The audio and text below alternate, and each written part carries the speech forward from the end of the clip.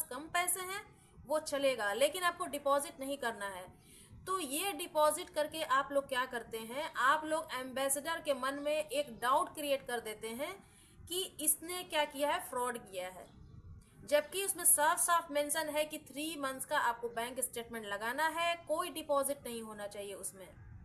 तो आपका भी सोचना कहीं हद तक सही है कि आप लोग सोचते होंगे कि अरे यार इसमें पैसे कम हैं तो थोड़ा सा डिपॉजिट कर देते हैं तो शायद मेरा वीज़ा मिल जाए। तो ऐसा नहीं है कि आप डिपॉजिट कर देंगे तो आपको वीज़ा मिल जाएगा, ऐसा कुछ नहीं है। जो उनका रूल है वो रूल है,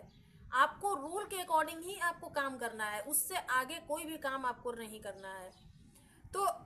अगर आपको डिपॉजिट करना है तो आप जैसे मान लीजिए कि आप जिस कंपनी में काम कर रहे हैं, आपको वहाँ से जो सैलरी, मान लीजिए आपको 15,000 सैलरी मिल रही है,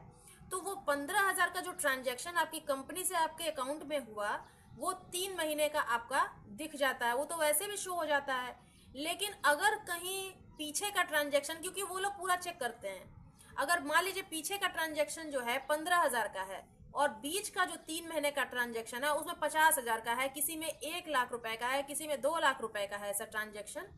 तो इससे क्या होगा, उनके मन में डाउट क्रिएट होगा कि इसने कहीं ना कहीं से लोन लेकर के इसमें अपने अकाउंट में पैसे डाले हैं, या तो कहीं से उधार लेकर इसने पैसे डाले हैं। कुछ ना कुछ तो माइंड में उनके क्रिएट हो जाएगा कि अचानक से इनकी सैलरी इतनी कैसे बढ़ गई कि इनके अकाउंट में कभी 50,000 सैलरी आ रही है, कभी 1 लाख का ट्रांजैक्शन हो रहा है, तो कभी 2 लाख का ट्रांजैक्शन हो रहा है। तो ये डाउट उनके मन में ऑटोमेटिक क्रिएट हो जाएगा कि आपने उनके साथ फ्रॉड किया है। तो उनके मन के डाउट को जो आपको क्लियर करना है वो क्लियर तो हो नहीं पाया, क्योंकि उसमें साफ साफ लिखा है कि आपको डिपॉजिट करना ही नहीं है, तो फिर आप क्यों करते हैं डिपॉजिट।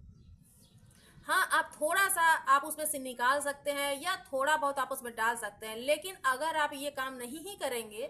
तो ये आप उससे बच सकते हैं, रिजेक्शन होने से आप इससे बच सकते हैं।